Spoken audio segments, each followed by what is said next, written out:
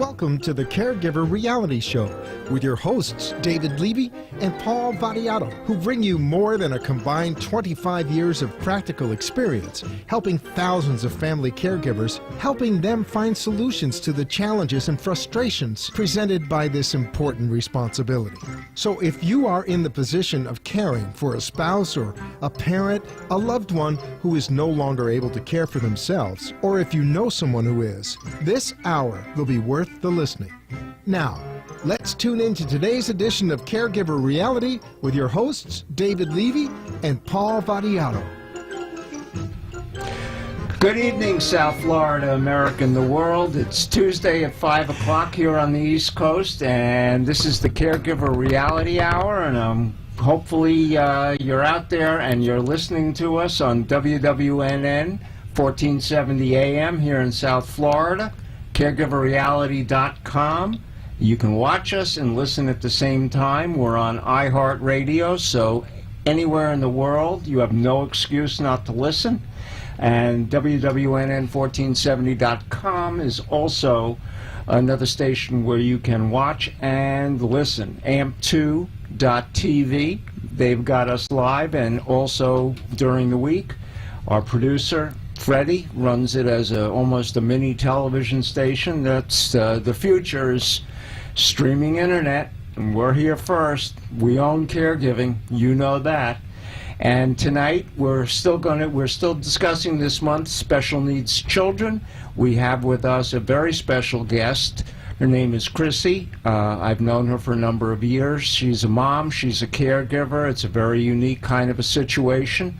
You won't hear it told in many other places, but you're going to hear it here tonight. And please stay tuned, because I think it's not so much about the disease per se, it's about the role of mom. It's the role of a 14-year-old daughter who is not only coming into her own as a young woman, but dealing with a disease and a condition that A, she didn't ask for, it's genetic, and B, trying to fit all that into her world. And so I think you'll find it illuminating. Those of you, as I have, that have special needs children will find it something that you can relate to.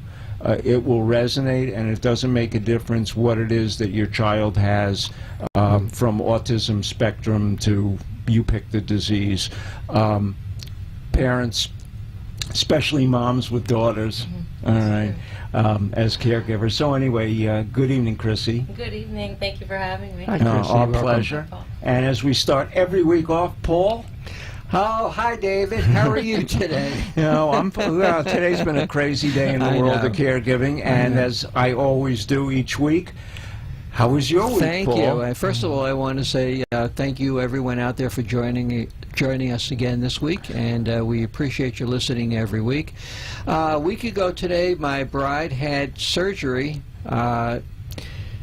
up in the heart, in the upper regions of her neck, which was very, very painful. So she's a week out from recovery. So she is not in the best of spirits, and right now she's needing a lot of help. So my caregiving has been extraordinarily busy, and I've been going to fetch a lot of things. Right. The honey-do list is a long one. It doesn't go away, and there's no leprechauns coming in the middle of the night. Right. Well, at least I guess that's a benefit. It's a benefit. Never knowing what it is that leprechauns are supposed to do. How's Suzette doing? Suzette has not had a great week. As I said to the audience last week, her condition is such that we never know what's going to stop working. And so once again, her gut has stopped working. She has moved up from 8 to 8.5 months pregnant. In physicality. Thank you. Yeah. I was going to say, but I'm glad you clarified. Right. At her age, I think that we did not need. It's not even a change of life baby. It's end of life baby, if that were to be the case. But not true in terms of end of life. But it's been very difficult. She's got to be uncomfortable. She's very uncomfortable. The dogs have been tasked with extra responsibilities this week in terms of taking care of her. I have to tell you a quick funny story. I had mentioned it to you, but the neighborhood that I live in, not only do we have 4 dogs, but we have a cat that has adopted us, and so when I go to pick up the dog food, I have to pick up a 24-pack of cat food so that morning and night the cat gets fed. We also live on a lake. And so if you live in South Florida, you certainly know that we have ducks. And the ducks of late, Mama Duck leads them to my front walkway, guards the walkway, and the ducks go up and down for exercise, for whatever, socialization, I have no idea. Yesterday morning I came out and I put the can of cat food down for the cat, and all of a sudden Mama Duck comes over, moves the cat out of the way, and before I realized it, the 5 ducklings finished the can of cat food. I had to close the garage door, go to the front door and go, "Stella, Stella," and she comes creeping up the walkway, and I had to put out another can of food for her. So let me tell you, we have brazen ducks. They may be Muscovies, but they're fearless. But you make a very good point, because our cat, Katie, it's amazing how intuitively they know when someone they love not feeling well. Mm-hmm. And boy, I tell you, she has been by Debbie's side this last week inseparably. And we have the same thing. Angus, who is my dapple red dachshund and is also kind of like Florence Nightingale, will not I've leave. seen the white hand, actually. Yes. Will not leave her side. And now if I could only get him to cook and fetch medication a little more effectively, we would have a hell of a team there. But, so all I can say, folks, is we try and put a small amount of humor and reality into a week that both of us have been through that's very difficult. And caregiving, our support system starts about 8 a.m. The two of us getting on the phone with one another. Yep, and most importantly, this afternoon I was doing one of my support groups at Arden Court, and Arden is one of our sponsors, and so I truly enjoy doing it there. But for whatever the reason, and it's still the dead of summer, caregivers are coming out of the woodwork, and everybody is looking for not even so much solutions, just to understand what they're in the middle of and where is it going. And, I think that's one of the services in doing support groups that over the years I've become, and I'm not trying to be self-serving, but I've become pretty good at, is understanding where people are and dispensing reality without hitting them over the head. And I hope that those listeners, and boy, our audience has been growing, understand that that's what we try and do each week in helping you as caregivers, even if you're not a caregiver yet, but you see it coming, you've done it, and you'll probably be doing it again. This program is for you. We call it Caregiver Reality, not because it's a reality show that's meant to point out people as being, unusual or way outside the box. It's to recognize that caregivers, those who are taking care of others that can no longer do it for themselves or possibly never could, that you're not alone. It's not something that nobody else understands, but it's part of the responsibility that Paul and I have undertaken, both as a career and by coming on the air and streaming live, is to bring you information, but also to let you know as a caregiver, you're not alone. You are part of 50, 60 million people in this country alone, and probably a bigger number than that, because not everybody understands what a caregiver is and just views themselves as a good spouse, a good child, a good whatever, and never really consider themselves to be caregivers. And one of the things we'll be discussing with Chrissy tonight is trying to separate out early on in life the difference between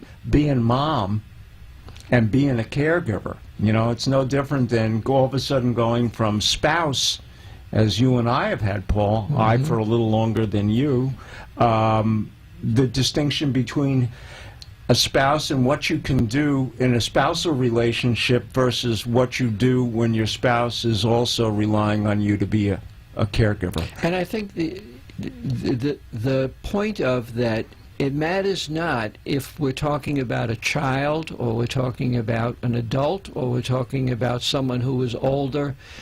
Caregiving is caregiving, and everyone is going to be facing those challenges of problem solving, dealing with stress, coping, and maybe the most perplexing of all, dealing with the system to get help for the ones that we really care about. It is so extraordinarily hard because it seems at times the deck is stacked against us. Well, not only is it stacked against us, but we have an innate issue.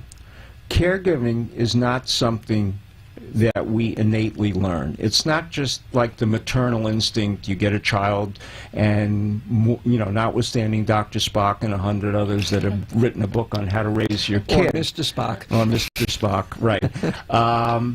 But caregiving in and of itself is complex, it's complicated, it's confusing. And most of all, it's counterintuitive.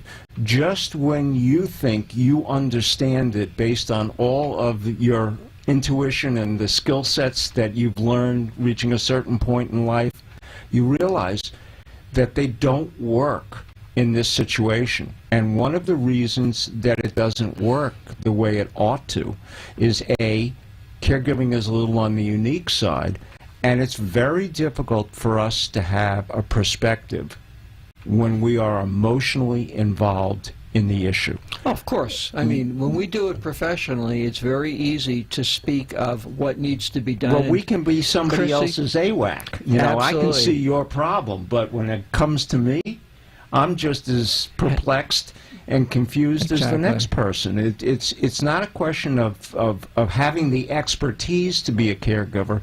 It's having the perspective to be a caregiver. And therein lies what I consider to be one of the most essential ingredients, and that is to recognize that you're a caregiver. Get thee to a support group, good, bad, or otherwise. You have the opportunity to be around others, even if their situation is different from yours. The thread that runs between you is the fact that you are caring for another outside the norm of just, the flu or chicken pox. And it makes a very big difference. And to the audience out there, wherever you may be in the world, whatever it is you're dealing with as a caregiver, we recognize that. We may not be able to solve, and we make it very clear. We're not clinicians. We can't solve, mom's diabetes or somebody's Alzheimer's, but we certainly understand what it takes to be an effective caregiver and to point out what it takes beyond just another list of take good care of yourself. What does that really mean? All right? How do you do it? And what are the things that are really important? And that's what this show is all about. It's not to preach to you. It's a combination of to teach a little bit, but to be very empathetic and understand who you are. You're not looking for our sympathy, and we're not looking to have a pity party. And I think the word empathy cannot be overstated. It's that I walk alongside of you, and I'm there for you, and it's not, as you say, a pity party or it's sympathy. And so many people feel uncomfortable around caregivers. They don't know what to say. And sometimes silence is the best thing to say, and to grab somebody's hand and just say, I understand and I care for you. And many people are scared of caregiving and what they see coming. Oh, you may catch it. Well, of course, it's an absolute, the caregiver virus. Oh my God, it's worse than Ebola. But the point is that after you've told your story to your friends and your relatives for about the 35th time or 350th time, they don't want to hear it anymore. They don't have a solution. You sound like a broken record, except that the day changed and maybe the particular incident changed. Right. But what are they supposed to do? All right? And, unfortunately, that's when people start to pull back. All right? Not that they don't mean well. They don't know what to do. And in the absence of knowing what to do, they'll do nothing. And rather than confront it with nothing to do, they'll just drop you. And that's an unfortunate set of circumstances. But more and more, we see it in caregiving. Paul, before we go to our first station break... Is it that time already? Oh, it almost is. Good Lord. All right, but last week you were on, and the week before you'd been at the Purposeful Planning Institute out in Colorado, where you were meeting with not only peers, but I will give you all the credit in the world intellectually, but you certainly were in very strong company. There were a lot of initials after a lot of names. Yep, I know, and it's initial soup.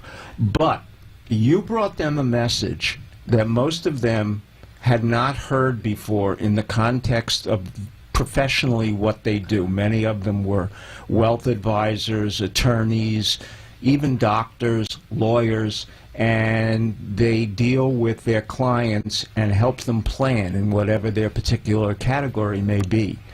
But you took to them the concept of the missing piece of Yes. planning, which was family caregiving. Yes. And the ripple effect, because I know I've been on all the conference calls this past week or so, has been astounding. The pot you stirred up and the people that you have gotten to respond have been remarkable. Well, it's the old, you don't know what you don't know. And while there's a lot of technical planning that these experts do, and they're extraordinary, their writings are legendary, when it comes to this issue, it's just not one that is talked about. It's not one that is seen. And when their clients are going through it, they don't know what to do.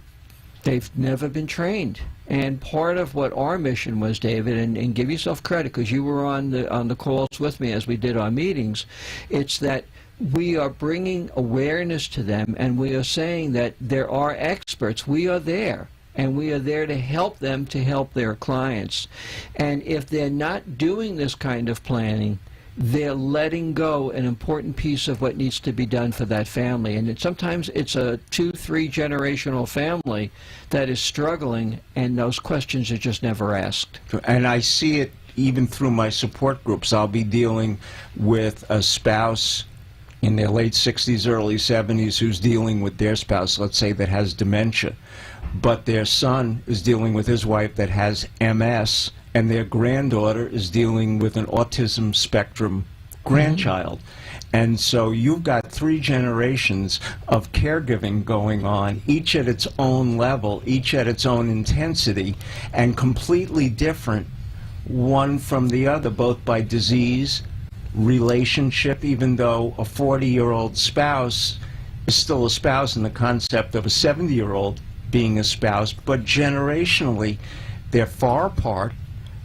It's hard to relate. These are different kinds of illnesses, but yet the common thread is that somebody is depending upon you to help make their life workable while they're trying to figure out in their role as caregiver how to keep their life workable. And therein lies the enigma. It's very hard to pick up a book and learn how to be a caregiver because it's so unique. Yeah, I thought what was really interesting is that what we had done for those that are listening at the Purposeful Planning Institute Rendezvous, which occurs once a year, we presented an actual case study of clients that David and I had actually dealt with, and it was an extraordinarily complex case with many moving parts. And as we laid out the fact pattern to these professionals from as many as 20 different disciplines,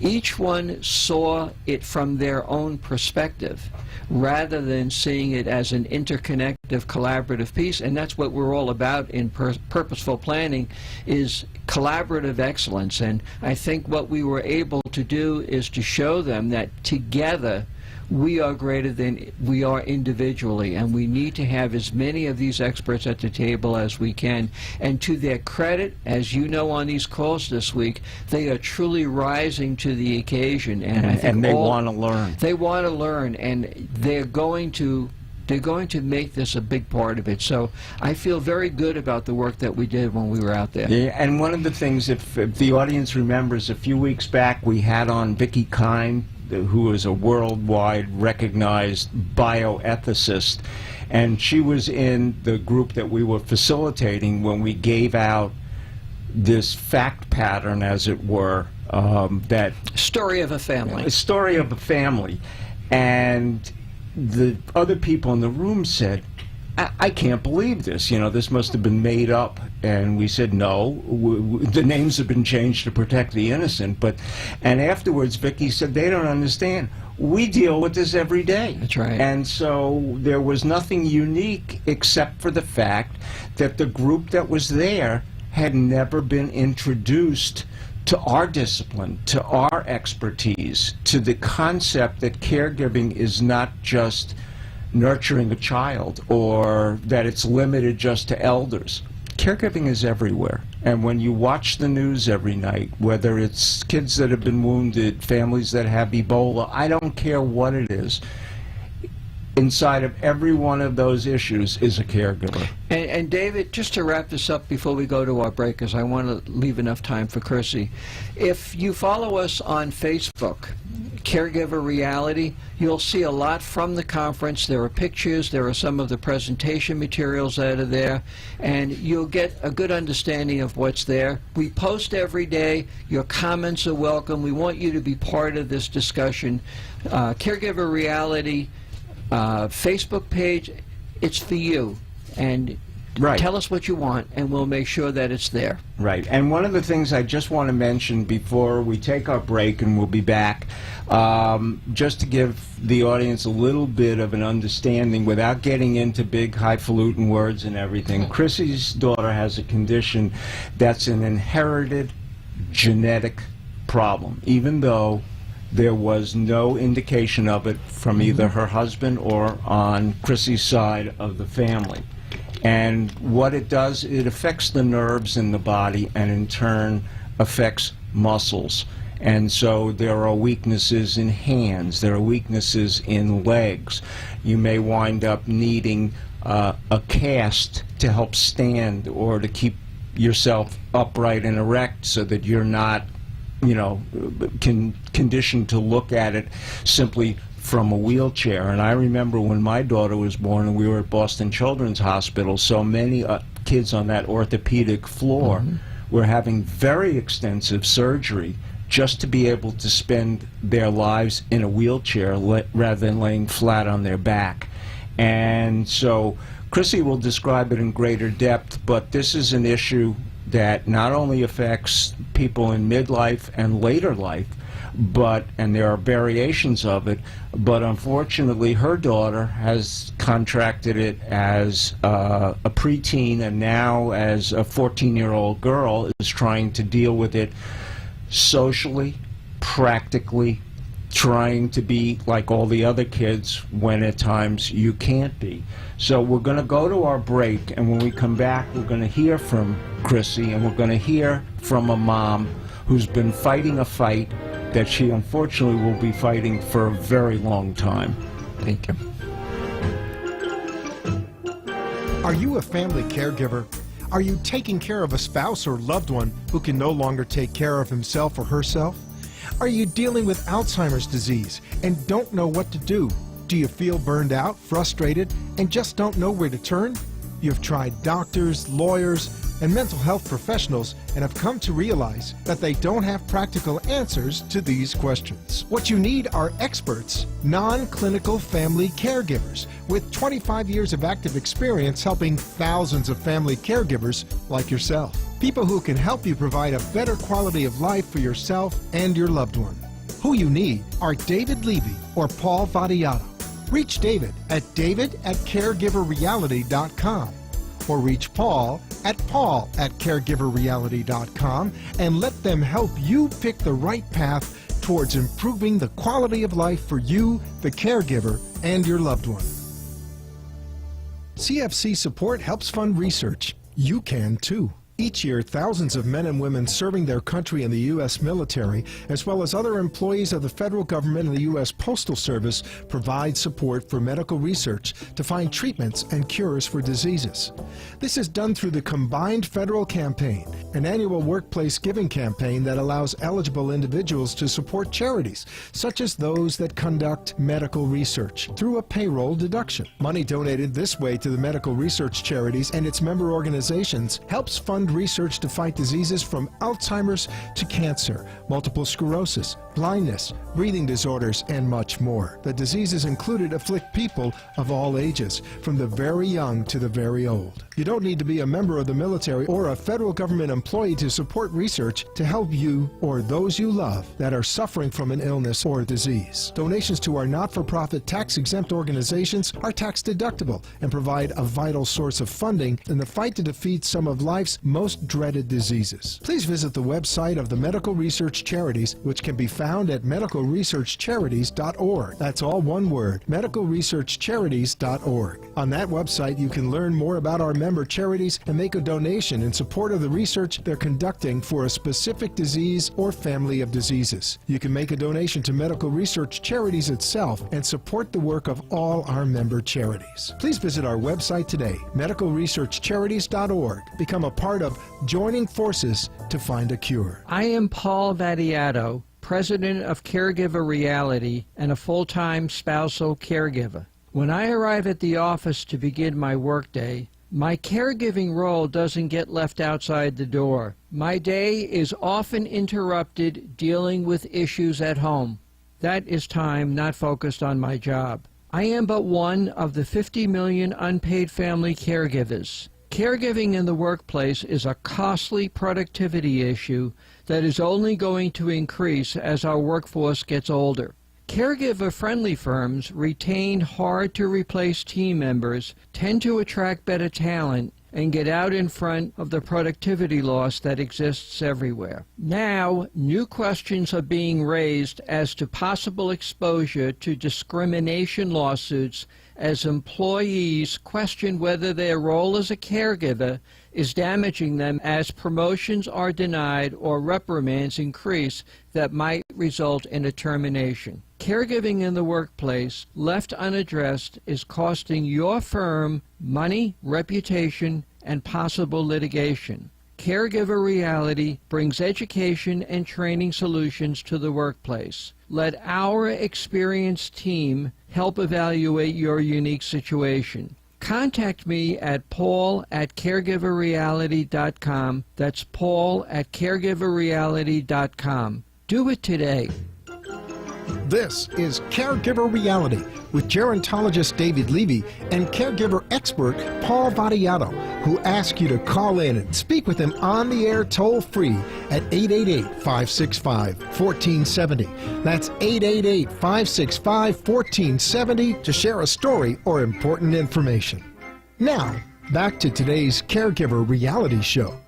And we're back. And before we start with Chrissy, I just want to make mention, you heard the Medical Research Charities commercial. We run it every week. They're one of our sponsors. We collaborate with them to bring caregiving to them.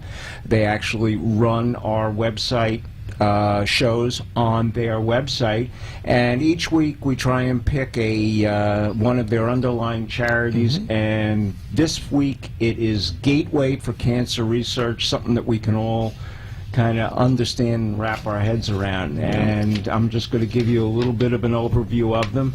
Since their beginning 20 years ago, the Gateway for Cancer Research has sought better treatment options for cancer patients that extend life, improve quality of life, and strive to cure people. They believe that the current standard of cancer research doesn't work and focus their efforts on funding research by treatment innovators, creating innovative cancer treatment that can change the lives of patients. They think it's kind of same old, and they need, out-of-the-box thinkers. Sure. While progress is being made, it's not enough. With each passing day, we lose mothers, daughters, fathers, and sons. Uniquely, our country's healthcare system fights nearly every other disease by curing first and understanding the cause later. However, decades of research in cancer has focused more energy on understanding the roots of the disease rather than finding the cure. Unfortunately, the cancer industry is now anchored in a singular approach, one that spends more energy on causes than cures. The Gateway for Cancer Research believes it's time to change that focus. I think they're pointed in the right direction, and if you want to understand and see more, it's www.gatewaycr.org. That's www.gatewaycr.org, and those of you that have had cancer in the family have it now. you can certainly appreciate getting behind an organization that wants to kind of blow up the paradigm and really push for a cure rather than understand causes more in depth. Starting next week, one of the things that I've asked medical charities to do is to give us a question that has come from one of their viewers on their website. The question that was sent to me today, and I'll deal with it next week, is how do you deal with a stubborn 84-year-old? Now, I'm not sure that that's a caregiver question because they didn't put it with a disease or another condition.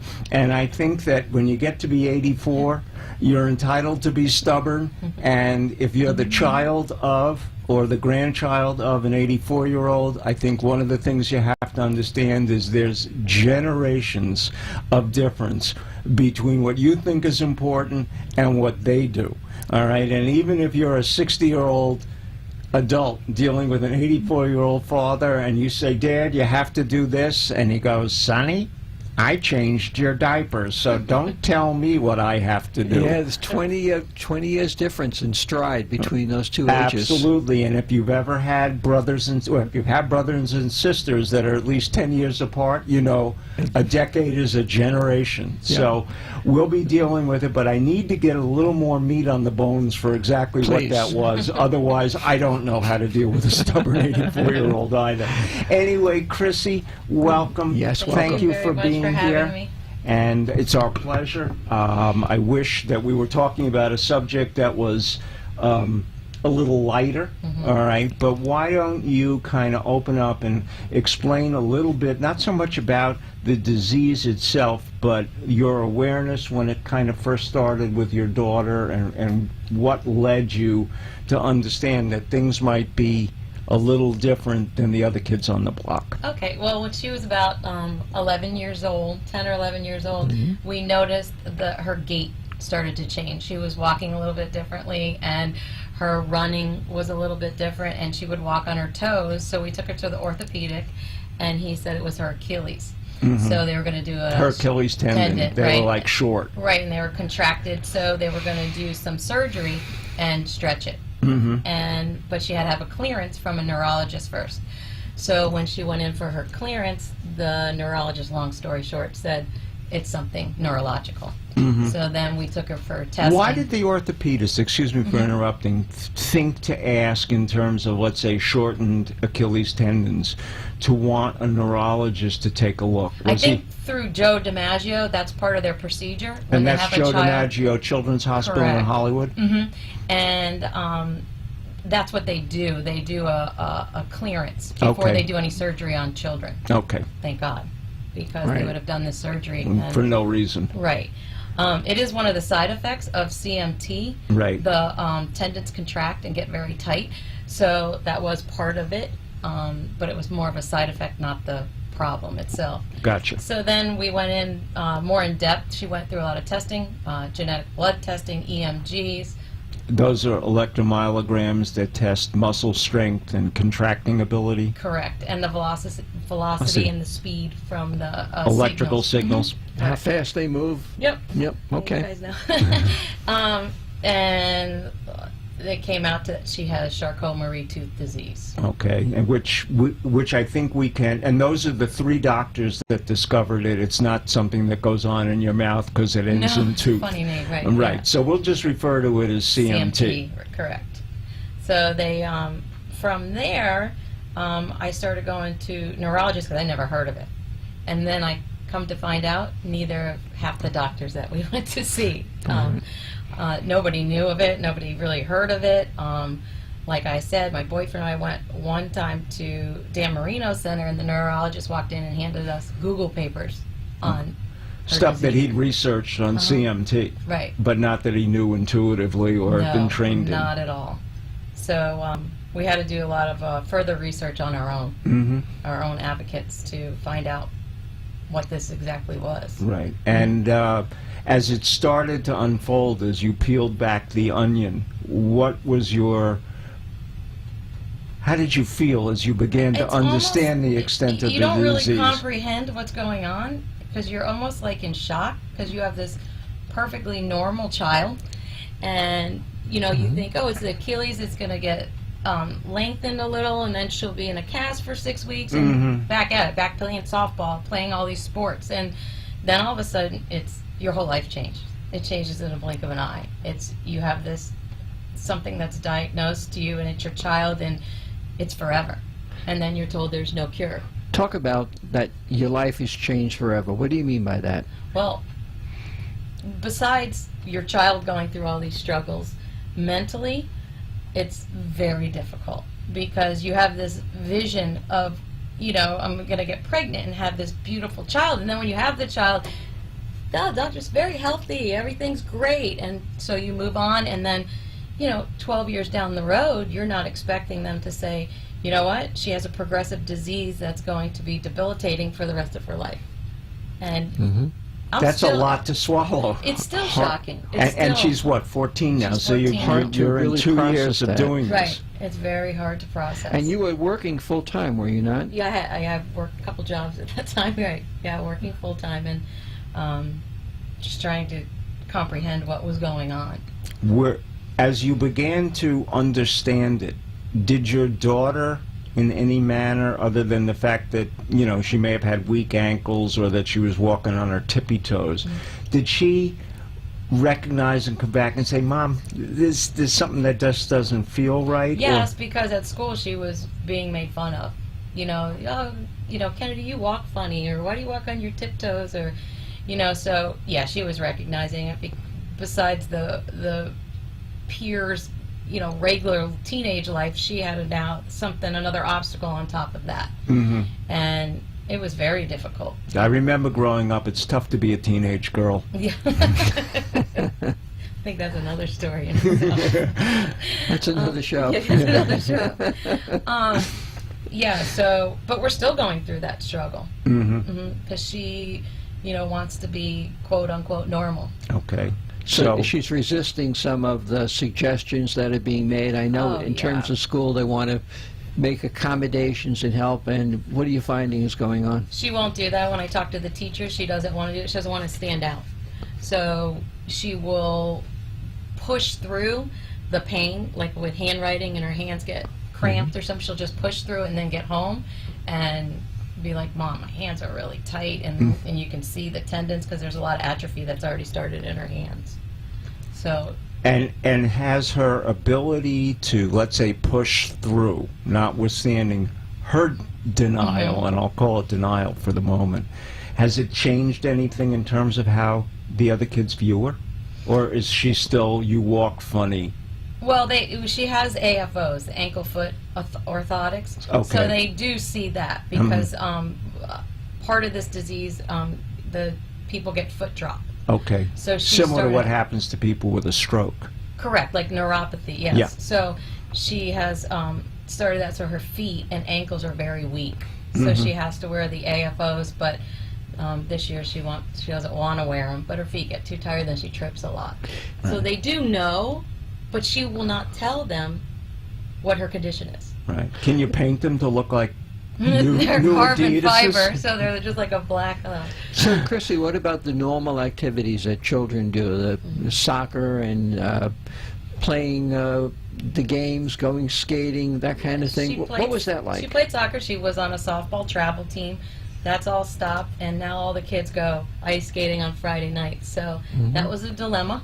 She tried the first time she went ice skating and fell a lot. So me too. Yeah, exactly. Ice skating's hard enough. So, but her ankles are really weak, so ice skating did not pan out for her. So she had to stop that. But we talked, and I said, you know what, Kennedy, you have to go, and it's how you make where you go and what you do that others will respond to that. So go in there. You know what? Have a good time. Your friends who are going to be your friends won't skate, and they'll hang out with you. And they did that. So now she still goes every Friday night. She just doesn't skate, and her friends hang out with her, and she has a great time. Well, what great advice. Oh, thank you. Yeah. Right. And that's pretty intuitive because nobody told you to do that, did they? No, but I don't want her to not do things that other kids are doing because of this obstacle. We always say it's a nuisance. We don't call it a disease. Mm-hmm. We say you have a nuisance or it's a condition, but I don't like the word disease, so we don't use that word. I agree with you. So as you're figuring this out along the way, and you're going to see doctors and you're going to see other advisors, what kind of help did you have, like on a day-to-day basis of, what am I supposed to be doing? That was probably the most frustrating part of this whole journey that we're on, is we didn't have help.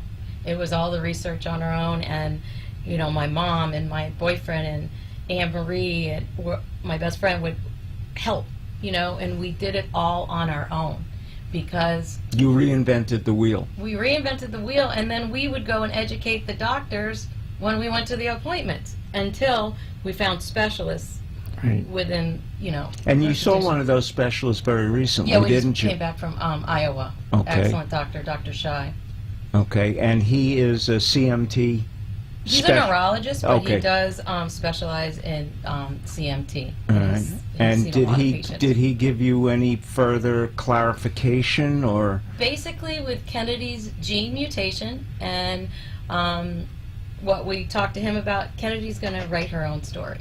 Okay. What a wonderful way to put that. Mhm. Yeah. That's what the doctor said. And how did she respond to those words?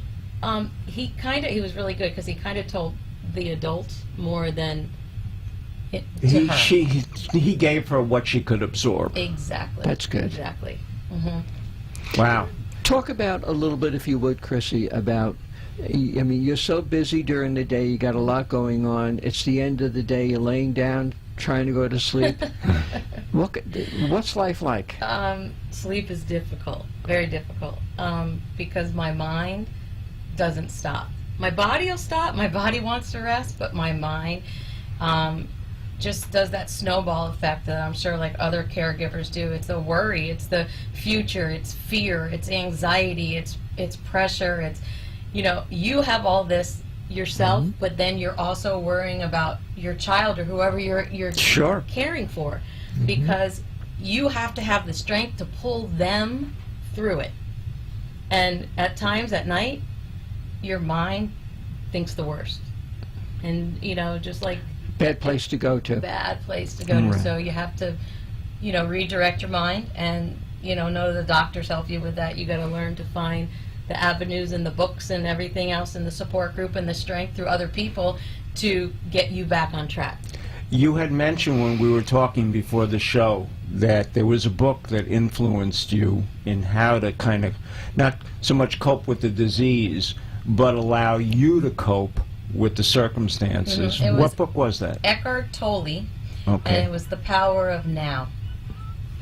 Why don't you just give us the elevator speech on that? The elevator speech basically is, I think we all live in fear and anxiety of the future, Mm-hmm. and he taught us how to live in the present moment, to focus on what's going on now, and not to have your mind play these horrible pictures or movies that it makes up, and to live in the now and enjoy it, because you know what? If you're a caregiver or not, you're not guaranteed tomorrow anyway. So true. How wise a reflection, and Paul and I, when we go to sleep at night, not together, but we do the same thing because we've talked about it. We project ahead, what's it going to be like for our wives, what's it going to be like for us, and trying to shut your head down from that stuff and live in the moment. And as you said, we may not be here tomorrow. It all may be a moot point in terms of what we have to go through. And somebody as young as you and your daughter to have to assume that task, and I know what it's like, although obviously not the same thing in what I had to do with my daughter, but you always project ahead and trying to, I did what you did. I tried to mainstream my daughter, and it worked because hers were more tangible kinds of things. An artificial limb and having substantially being deaf was easier, obviously, than having a neurologic problem that's progressive. But nonetheless, you do stand out. You're different. How do you take on those hurdles, and how do you shut it down? Right. And so Eckart's book obviously made a big impact on you. A huge impact. And you also said that you found and joined a support group here in the South Florida area. In West Palm Beach, we found a CMT group. Okay. And it was people who have lived with the condition. And I found, you know what really got me is when we went there, they're so successful. And I left there and I said, you know what? I believe that they're so successful is because they had these great obstacles to overcome, and it made them so much stronger. And I was able to show Kennedy that. And, at 14, when we're in the parking lot, it was when they're driving away, it's like, oh, that one has a Mercedes, that one has a Range Rover, so she could relate to that more. But I'm like, look at the cars they're driving. They're so well spoken. The men own their own businesses. And it was like, would they have really been where they're at now without this condition? Wonderful question. Yeah.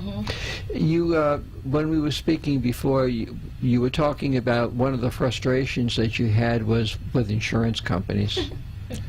Without naming names, why don't you give us a little bit of an And understanding? I'm sure anyone who's a caregiver is definitely Oh, going yes. through We This all is know the that. universal problem. Yeah, because basically her condition, they say any neurologist can treat it.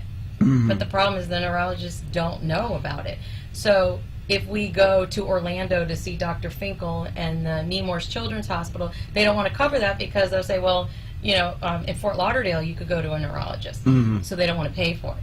And then they don't want to pay when we go to Iowa, and they said, well, you already saw one doctor, there's no cure for it, why are you going to the one in Iowa? So they don't want to pay for that. So it's a constant, let's go and do it and then fight the battle when I return. So it's not only taking care of your daughter, it's maintaining yourself, maintaining paperwork, constantly filling out forms on the phone, Fighting the system. fighting the system, and at the end of the day going to bed exhausted, but yet you can't fall asleep. And you can't fall asleep. Welcome to the world of caregiving. Yep. Exactly Boy, we have correct. all been there and done that. Yes. And, one of the things that's so nice to see is that in spite of all the things you're going through, you have a face that just lights up the room. You have a Thank you. smile that's almost infectious. Your ability to talk about this and keep your composure and recognize not only from the book, but in the reality of staying in the moment. You do that beautifully. You do. Thank you. Before we run out of time, this is an opportunity to talk to those that are out there that are fighting a similar battle. Speak to them. What do you want them to leave with at the end of the day? Well, I always felt guilty, and I felt like I always had to be strong, because everyone's like, Chrissy, you're so strong, always be strong, But it's okay to go through those stages. It's okay to grieve. Who you're caring for is totally different now, and have the anxiety and be down for a while and be sad for a while, but don't live there. Don't wallow in it. No, and find, if it's a support group, if it's a book, if it's your mom, if it's your boyfriend, if it's your best friend, whatever gives you that strength, get it. Because whoever you're caring for needs it from you. And you need it from someone And else. you It's have kind of to like get it. play it You forward, have to isn't get it? it, because Yep. you can't do it on your own. That's the thing I learned the most is, as much as I'm stubborn and I want to do it on my own, I can't. And that's a message that intrinsically, even though you've only been a caregiver for a few years, I can tell you after doing this for more than a quarter of a century is the message that all caregivers need to recognize. No matter how strong you are, no matter how wide you want to spread your shoulders and try and bull your way through, you can't do it alone. No way. You need help. You need the recognition of others of what you're doing. You need a perspective that how you're doing it makes sense. And you also need to understand, while you're trying to plow through it, that you better take good care of yourself. Yep. Because if you're not here, even though you have good friends and grandma, there's nobody that's going to get your daughter through this better than mom. Right, and like Paul said, I got to stand beside her. I got to be her strength.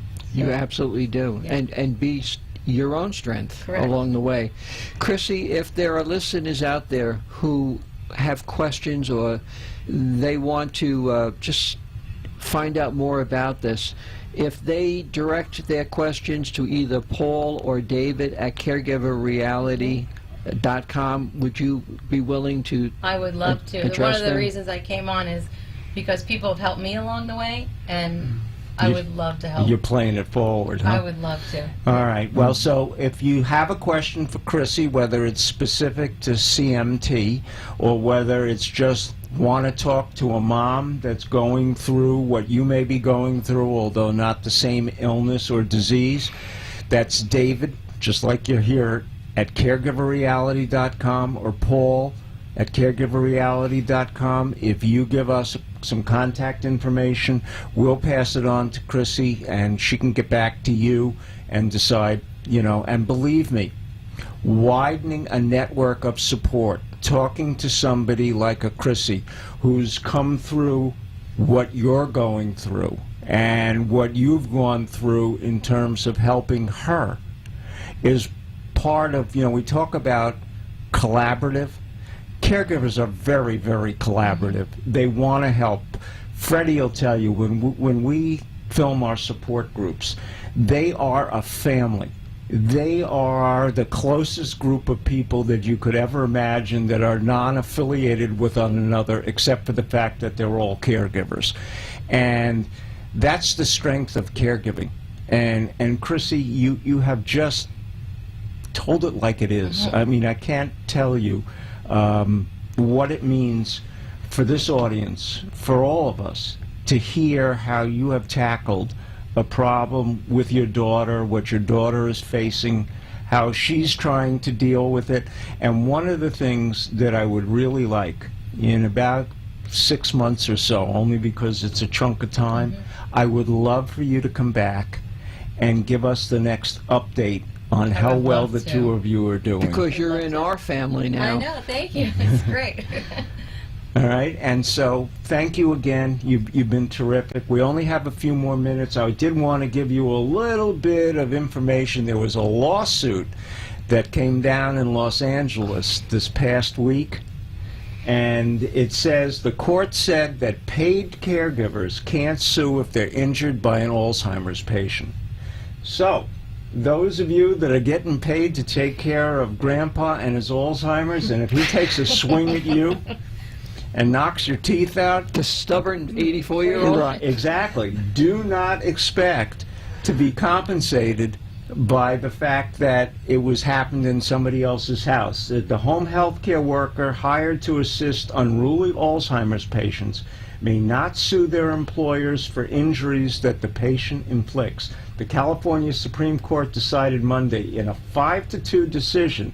They said employers have no liability as long as the caregiver was warned of the risks and the injury was caused by symptoms of the disease. The ruling applies to in-home aides hired through an agency. Those hired to manage a hazardous condition may not sue their clients for injuries caused by the very risks they were retained to confront. Now, this is only California, and it's a Supreme Court ruling in California, but it has widespread implications.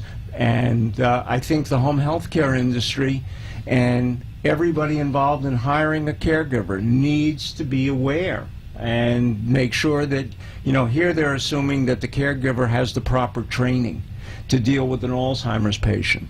And don't make that assumption without checking. Don't hire somebody that you wouldn't put in the house with your daughter, with your granddaughter, with any child. Don't assume because they show up at the front door, unless you've checked them out, you've checked out the agency or whatever it may be, that they know what they're doing. And caregivers, those of you for hire, don't assume that if you get hurt on the job that you can just turn around and sue. You're expected to know how to deal with the problem. That's what you were hired for. If I may, David, and Yes, you may, I know we Paul. have a minute or two left. Was taking my wife the other day for a follow-up visit to the doctor, and as we were walking to the car, there was an elderly lady who was getting out with the help of an aide, and she was going to be using a wheelchair. And the entire time this was going on, the home health aide Or the aide. was on the cell phone, totally ignoring what was going on with this woman getting in the car. And I spoke to our good friend Scott, and I said, you know, how is this generally done? And he says the standard is when they are working with someone who they're caring for, they do not get on the phone, they do not tend to personal things. And if you see that happening, you need to say something. Yep. We all have to protect. You know, it's not so much to admonish somebody, but it's to remind them that the job they've been hired for is not to ignore the person that they've been there to help. And so as we get close to the end, again, Chrissy, you were wonderful. Thank you for appearing, and I hope you've enlightened a few people about what it's like to be a mom and a caregiver. And to South Florida, America, and the world, thank you for listening. This has been the Caregiver Reality Hour. We'll be back next week. We have another mom. This is a mom of an older adult Down syndrome adult that has now got Alzheimer's, and she will not only explain everything she's gone through as a mom, but now this ending piece with Alzheimer's has further complicated things. Paul? Well, good evening, everyone. Thank you for listening, and caregivers, take good care of yourself. Good night. Thanks for joining us for this week's Caregiver Reality Show. Each week, David Levy, a gerontologist, and Paul Vadiato, a caregiver expert with a combined over 25 years of experience, providing practical and realistic help to caregivers struggling to keep up with the needs of a loved one who are unable to care for himself or herself. To reach David Levy, email him at david@caregiverreality.com, or to reach Paul Vadiato, email paul@caregiverreality.com. And find out more online. Just go to caregiverreality.com. See you next week for another exciting show of Caregiver Reality. The opinions